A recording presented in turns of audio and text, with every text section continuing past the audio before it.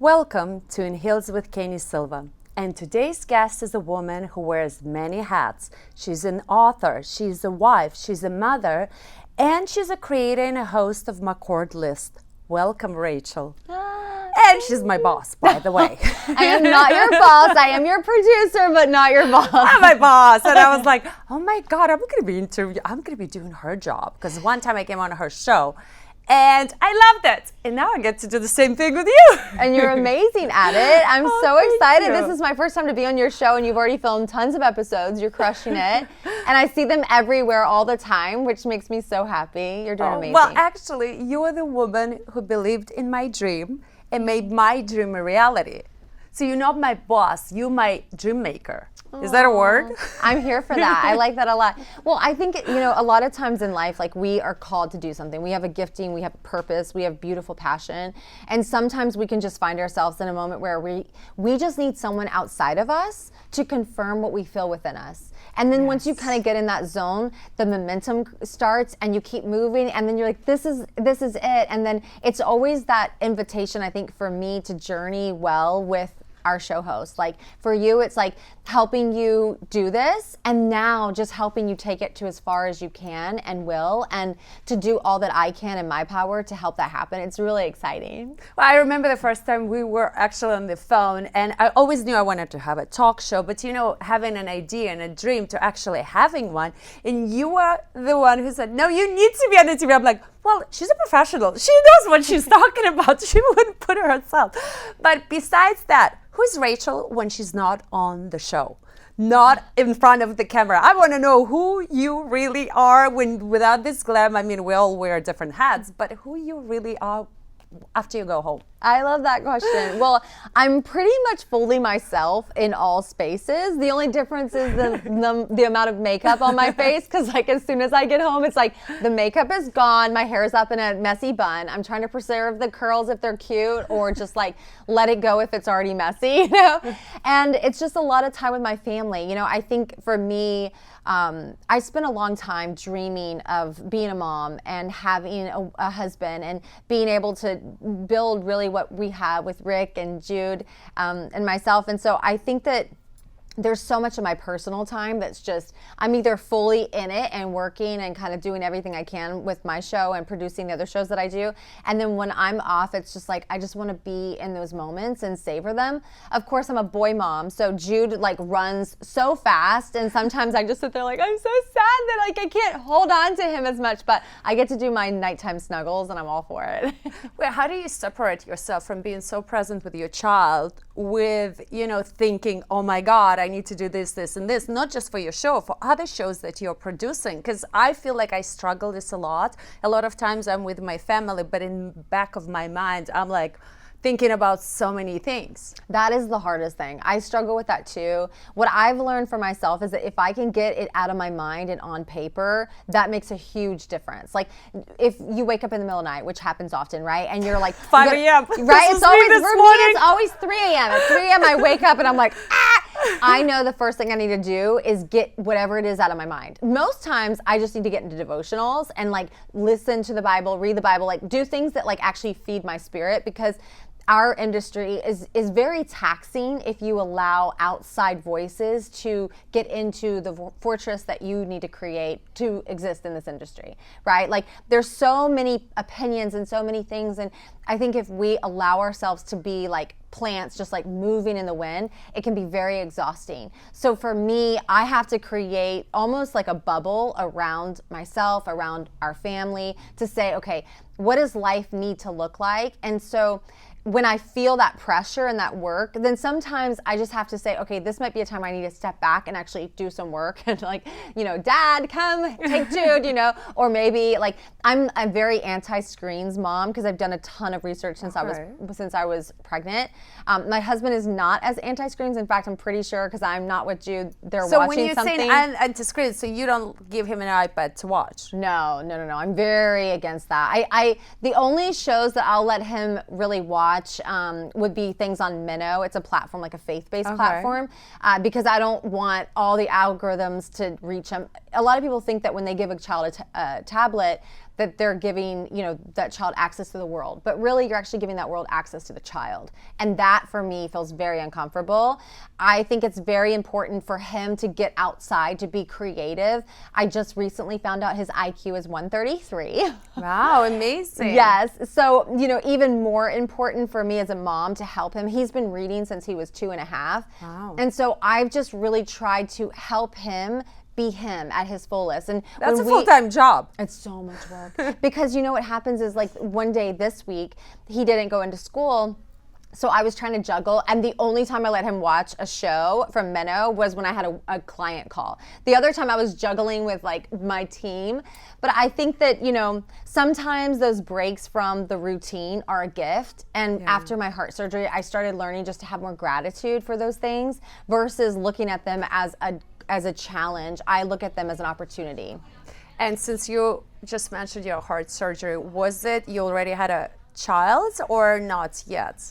Yes, so I did have my son at that point. He was 3 years old, and it was a pretty big season of our life, of course. I had started working when I was 13 years old. I'd started my first company, sold it at 24, kind of climbed the ladder of accolades, just trying to win and overachieve to earn love, to be honest. And then I got a show for Bloomberg Television. I was on a big jumbotron in Times Square. And then 6 months later, I found out I needed to undergo open heart surgery. So it was the most bizarre interruption to my life. Wait, how did you find out? It was just a routine checkup, or something was bothering you that you went to the doctor? Like, how do you, like, oh my God, I'm going to have an open heart surgery tomorrow? Well, what happened was for 8 years, I had been struggling a lot with my health. We almost diverted an airplane one time because I was having an episode on a plane, and they were all trying to assist me, the passengers. There was a doctor on the plane. I would be walking up a flight of stairs and have to stop halfway in because I would be panting for air and I couldn't breathe. I'd wake up sometimes in the floor, my face would be blue, Rick would be yelling my name, and then the paramedics come, and I would go to the hospital, and each time they'd be like, well, we know you have mitral valve prolapse, but it's mild to moderate, like this doesn't make sense for that. You just are dealing with vasovagal syncope, which basically means you pass out. But it just never made any sense. So for 8 years, we were banging on doors and going to see doctors, and I kept on getting my echo and my EKG, and everything looked good in that 20-minute visit with the doctor. And then I would go home, and I think because I was in my 20s, no one took it seriously. They're like, oh, this girl's fine. And then after a while, I was giving birth to my son, and I was passing out in between, like giving birth naturally.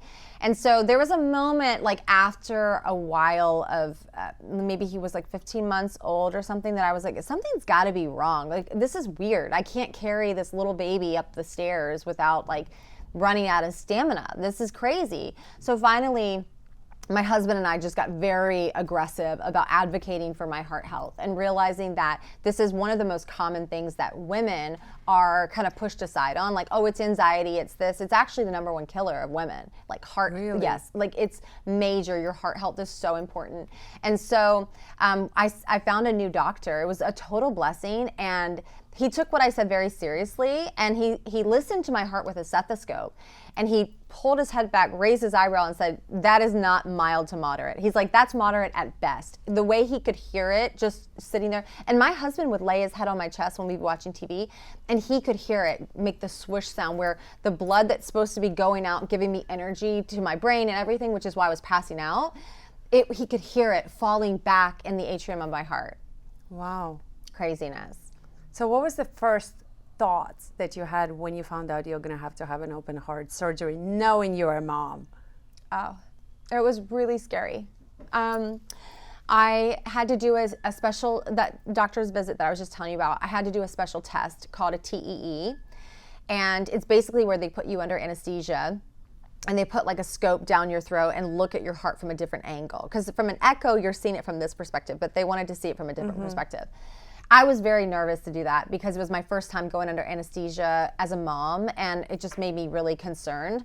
But it was so wild because I did the procedure. I came out, was pretty loopy, of course, from the anesthesia. They couldn't reach my husband because his phone was accidentally on Do Not Disturb. So they're calling him, they can't reach him. And I'm like, it's okay, you can just tell me. And I'm like trying to stay really like coherent. And he said, well, I'm recommending heart surgery. He didn't say open heart at that point. And I was like, oh. Wow. And then I said, how severe is it? And he's like, well, it's open heart. It's heart surgery. So it's not a good thing. So it was just wild. It kind of sent me reeling. I couldn't comprehend it in that moment. And then leading up to meeting with the cardiothoracic surgeon, my hope was that I would see him, he'd look at my scans and be like, you're not a good candidate. So I was kind of having this like hopeless hope that like, okay, maybe he'll tell me no. Also to that said, that would actually give you hope to recover from all even it sounds scary to have a heart surgery, but at the same time, it will end the pain you've been going through and all the discomfort and all the things. That's such a great perspective because I actually had a nurse tell me that she prefers to work on the ward where they're helping people from surgery because she used to help people with chronic illness that they couldn't fix. And so she actually felt more empowered to see that transform.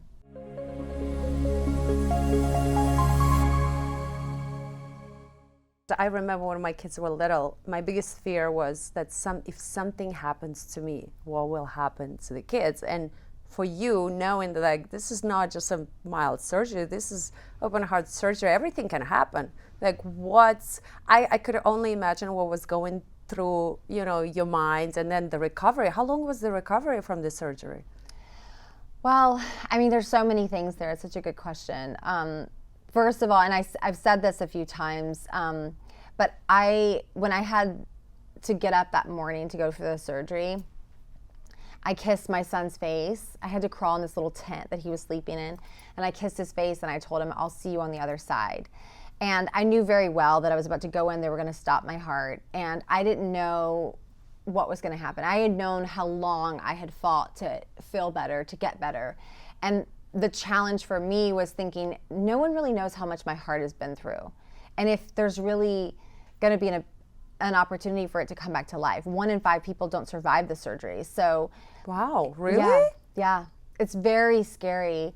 And so I was so afraid. But at the same time, what had happened that was really wild was after I met with that cardiothoracic surgeon, I came back home and had already signed up for this spiritual conference called a Holy Spirit conference.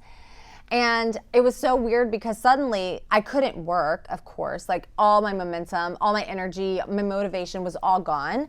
So I was like, well, I have nowhere else to be. I might as well go to this place. So every day I would go there and sit in this church all by myself. And all the words that were just pouring over me were like coming into my heart. I felt like I was getting just dumped on with these downloads that were spiritual, and everything I would write out because I was just like trying to keep up with what was happening.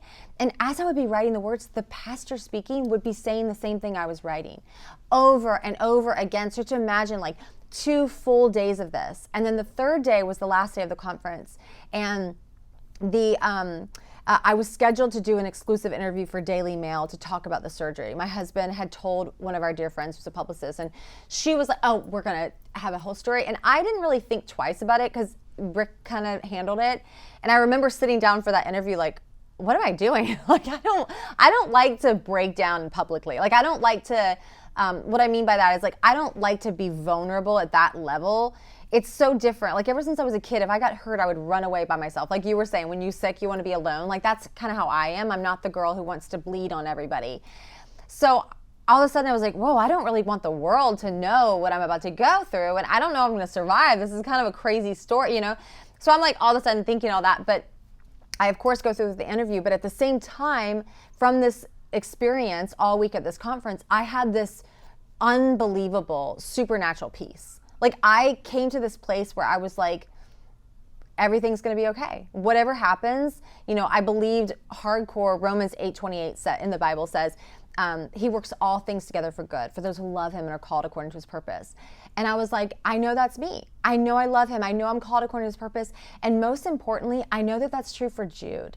I know that that's true for Rick. So whereas like in the past, I've heard that verse for myself, in this case, I heard it for them. And I thought, if I don't make it, I know that God has a bigger plan for my little man, and that like he will steward his life, even if he doesn't remember me, because he was 3.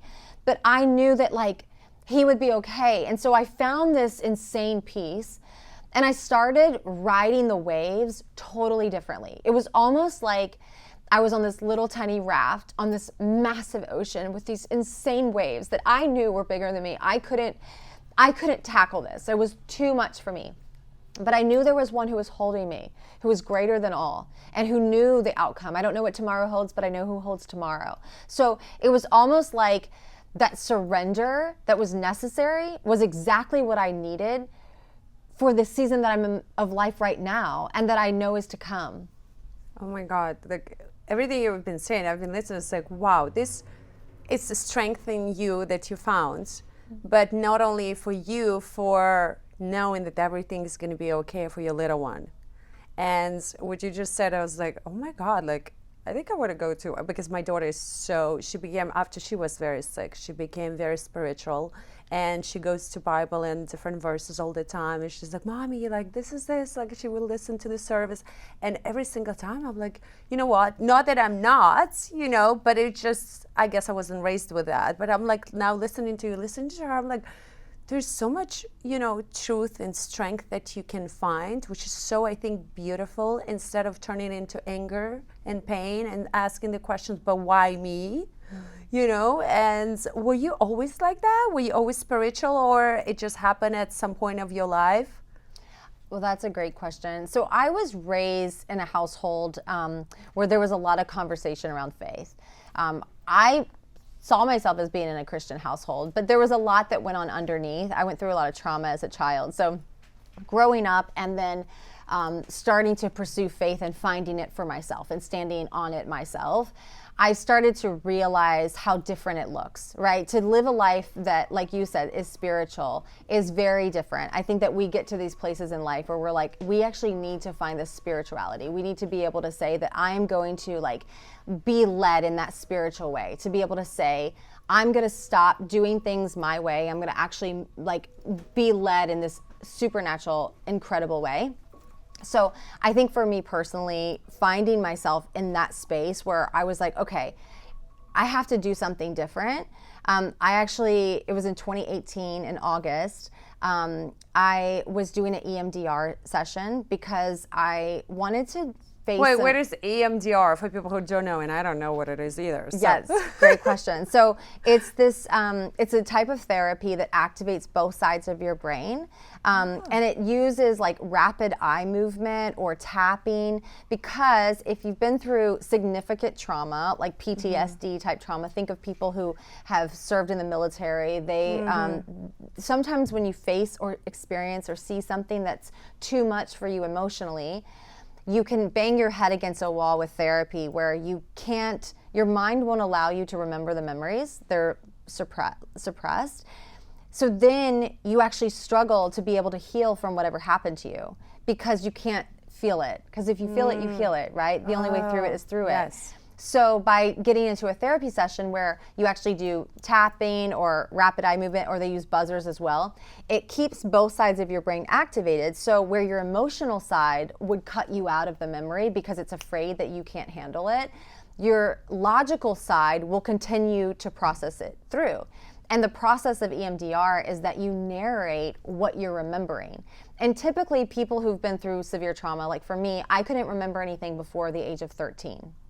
My whole childhood was a black hole. And I had about 2, maybe 3 memories that had never gone away. They were just flash pictures. And I knew exactly where I was. I knew exactly what it was, but I didn't know anything else associated. So what you typically do is you talk about the flash memories that you have. And typically the reason why you have them is they're like threads that when you start pulling, you start to pull up the threads and you can actually pull to life all of your memories. It usually starts with the most recent ones. So for me being 13, when I can't remember, it was like I was 12 the day of the memory that was a flash memory that I always had. I never forgot it. And so during this session, I started to describe to the therapist what I remembered. And she is very detailed, like, look at what you see and what do you smell? And so you start to pay attention, oh, the curtains were this color. And as you're doing that, you're pulling up threads because you're trying to get back into that moment to remember what happened that's blocking me.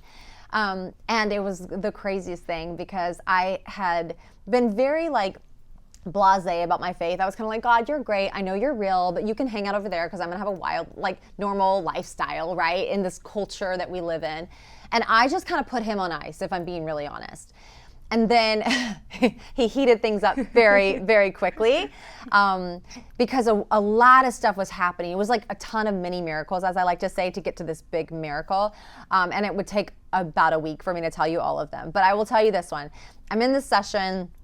And I mentioned to the therapist, because I'm actually there for a 2-day accelerator for my husband and I. It's like a marriage therapy session.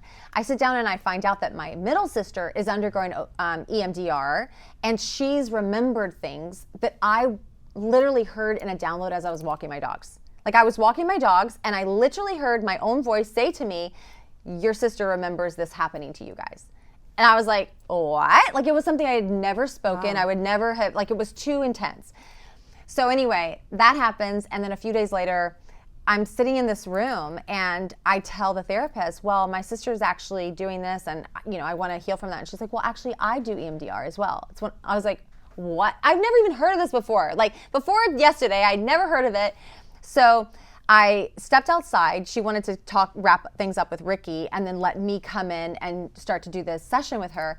And when I went outside, I saw a Bible on the desk, and it was such a painful memory that I knew I was about to step into that I was like, oh yeah, like you said, right? Like give me something, give me some living water right now because I feel parched.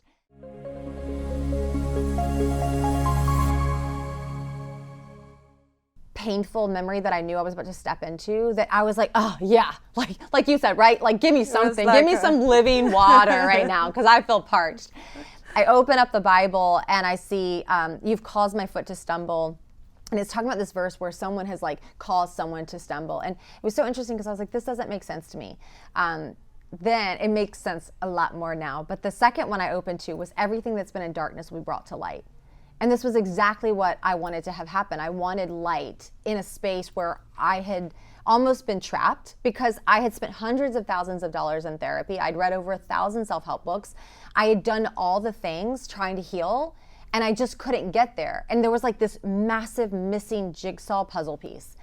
And so it was when I read that, I was like, whoa, that was wild. So I went inside and I started doing this session with her, and I had a total out-of-body experience. What people describe as a near-death experience, I had, but I didn't have a near-death experience. I was just remembering this experience, and God was walking me through stuff. He even showed me a vision of me having surgery over my chest.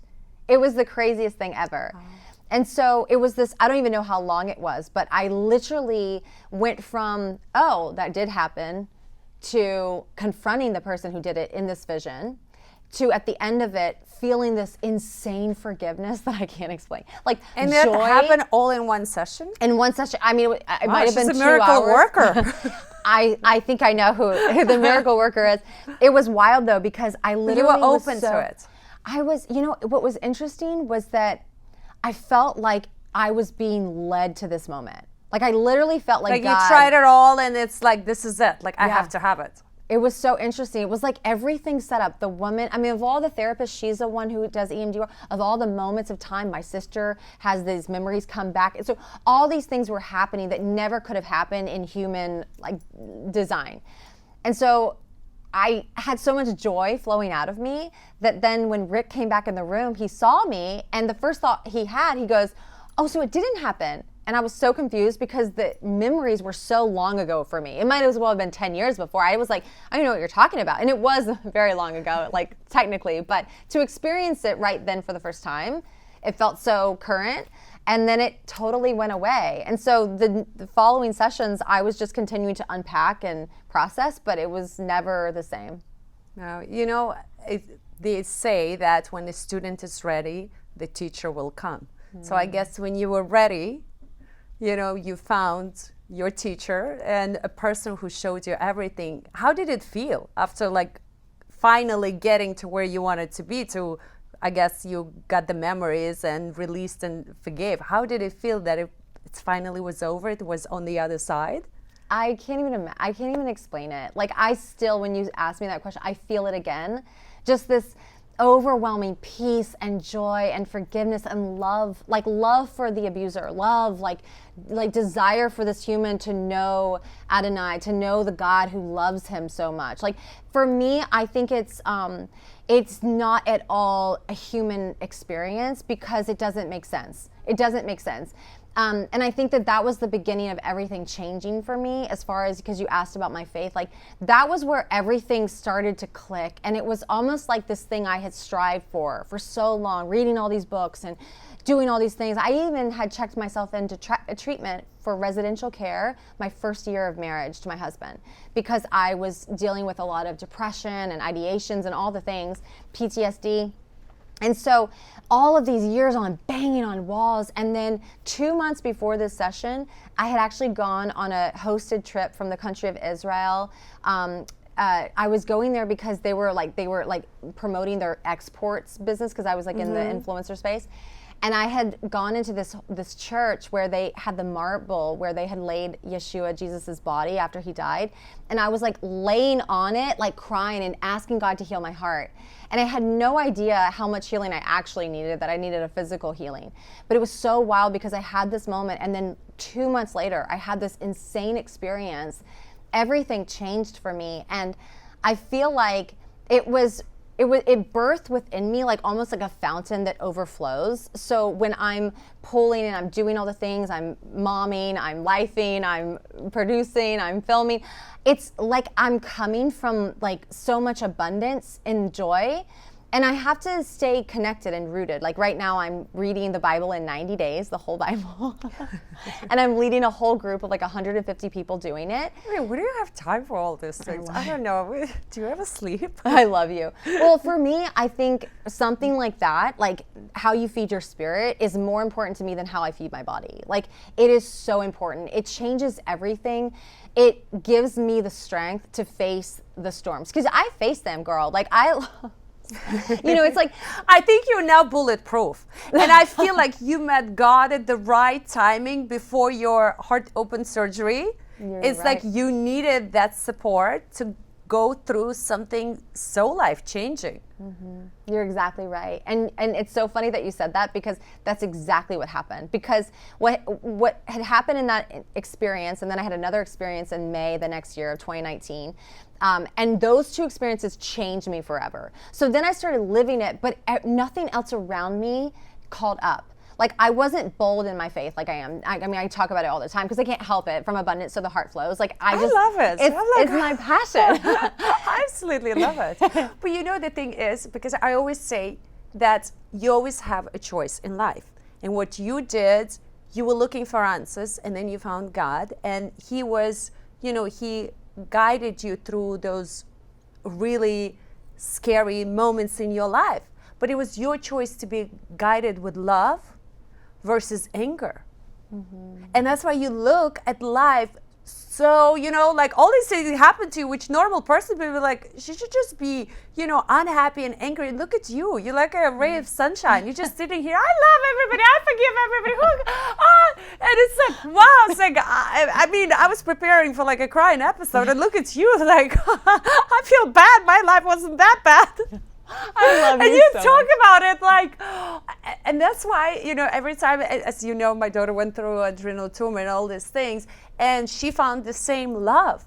And and it helps her tremendously. And now I'm such a big believer that, and she goes to youth group, and it's especially this generation, kids, having hope, having love for something, knowing that there is something bigger and can help you and protect you, it's the most amazing thing that I've seen, like in teenagers. And I'm so big on that and telling, like, when mothers don't know what to do with their kids, like, hey, like, this is a really good thing. Just Absolutely. make kids, and it's so different even when they talk to each other. There's so much love in them.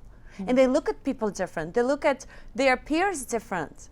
It's true. And I think a lot about how the world is changing so rapidly. In the past decade, we've seen more transformation than, I've like never seen before.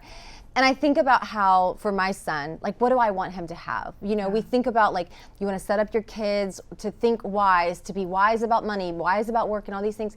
And for me, like, my main prayer for him is that he has an unshakable faith, that he never doubts who he is, whose he is, that he knows how incredibly loved he is, that he matters, that God thought of him before God laid the foundation of the world, and that there's a purpose and a calling on his life, and that he is a warrior, and he's going to move in this life, and whatever happens to him, the biggest heartbreaks, even for me, coming down to the end of my very heartbeat, like, whatever happens to my son, I want him to stand so strong on his faith. I care about that more than anything else, because I know, you can study it scientifically, that people, when they have the flourishing sides of their life, right, like, what do they eat, do they have a house? Do they have all these different things? When you see that people could be low in all these different areas, but when their faith is high, overall, their flourishing of life is actually higher.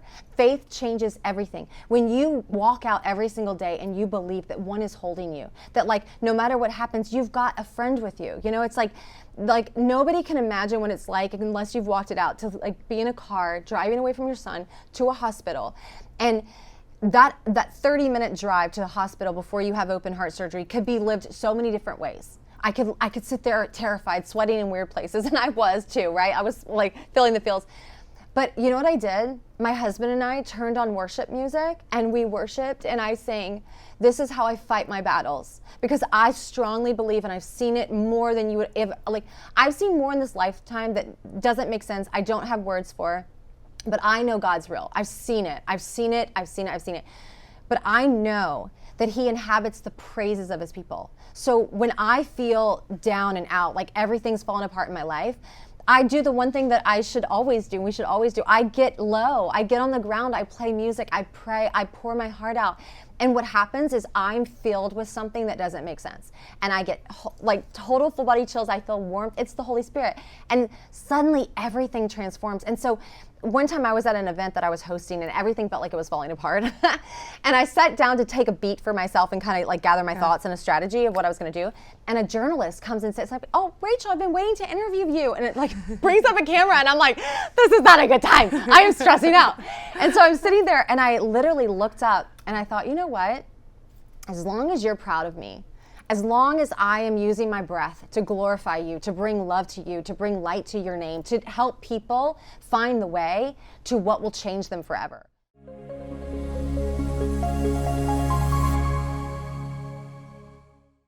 I don't need to do anything else. Everything else can fall apart. And you have to think too, when I was coming to the end of my heartbeats, I had to think, have I been a good steward of this incredible peace that I've found, this incredible faith that's changed my whole life? Like, if you believe it and you stand strong on it, you share it because I see brokenness. I've been through so much pain. I see pain. I've faced insane adversity, like in all three ways of major abuse I've dealt with, financial hardship, like health hardships, like all these things.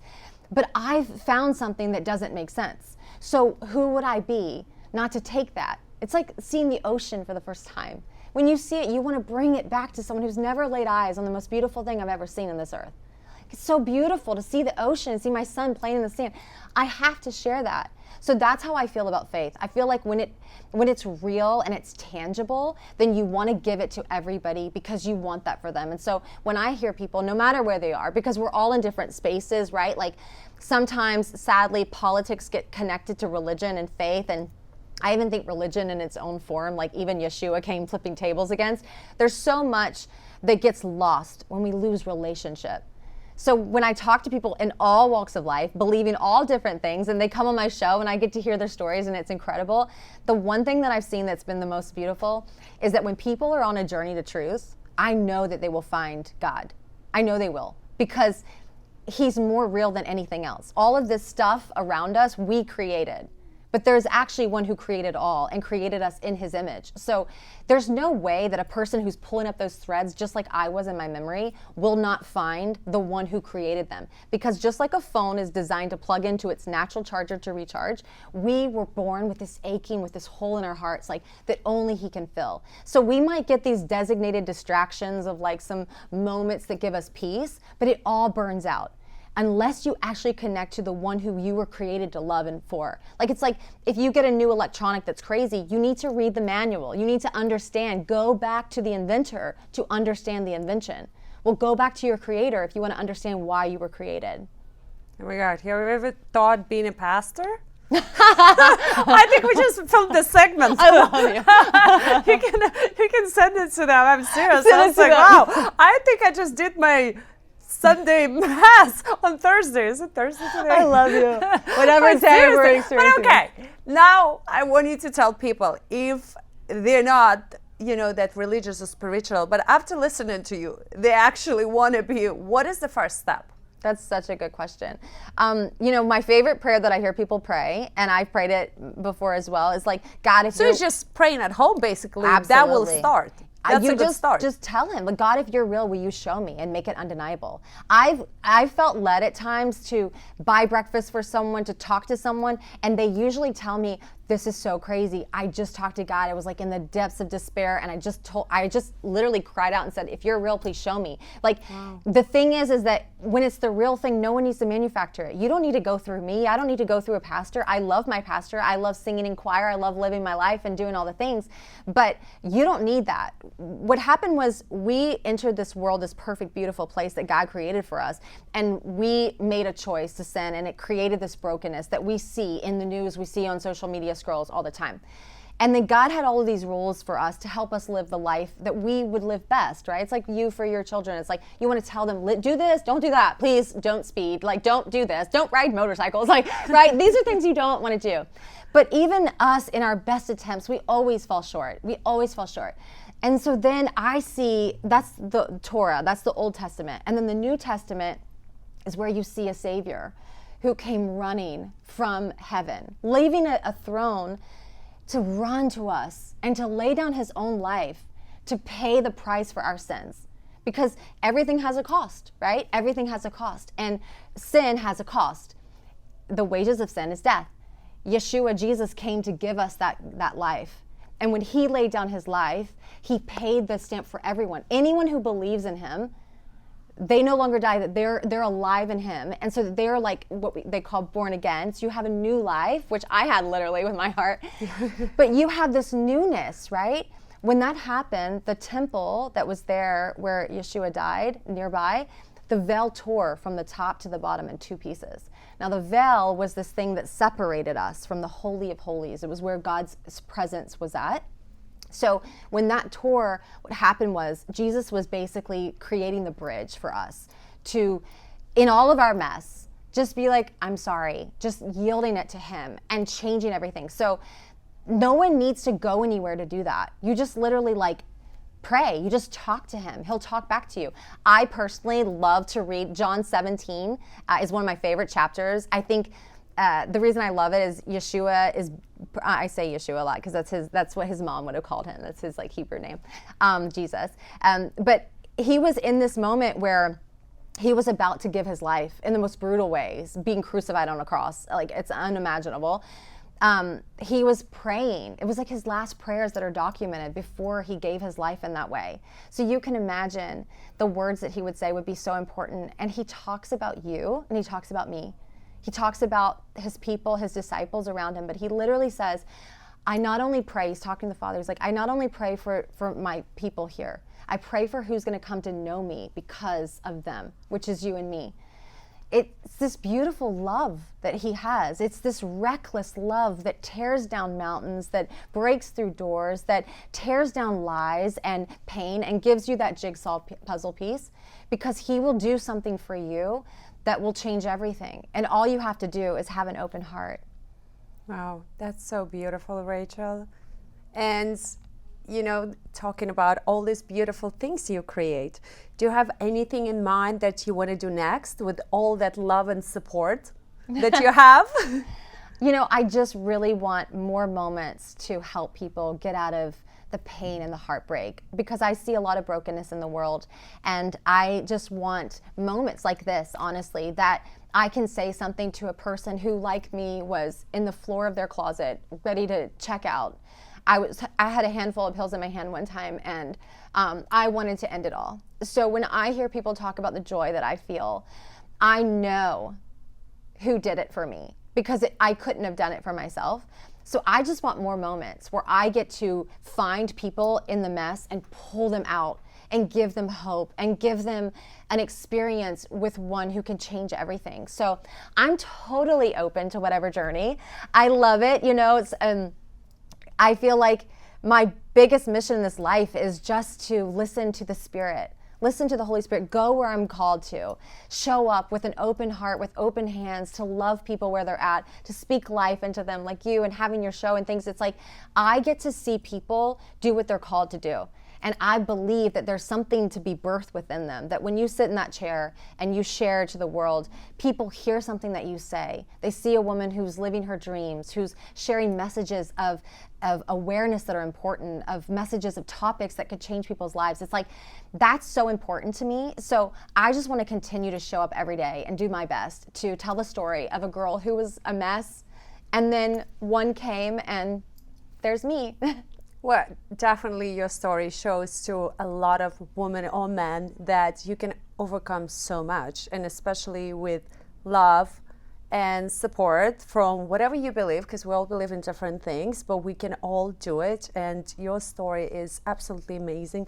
But not only that, I absolutely love that you're such a big supportive woman, and we always talk about if only women can support each other, we would have been so much easier. And there's so many beautiful things we create, and you starting not only your talk show and bringing so many amazing women, but also giving a chance for other women to do the same thing that you do. It just shows that we're not competing here. We all uplifting each other. How did you even come up with this whole idea with starting producing other shows?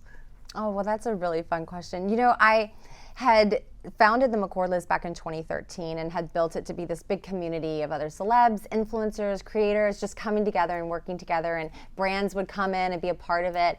But after my surgery, I really kind of shifted. I was like, whoa, I really don't want to do the same stuff. It just didn't have my heart anymore. I started a faith-based apparel brand called Holy Spirit Vibe, and I was like totally just going to do that.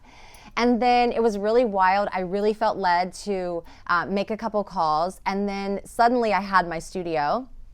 And then I had a distribution deal.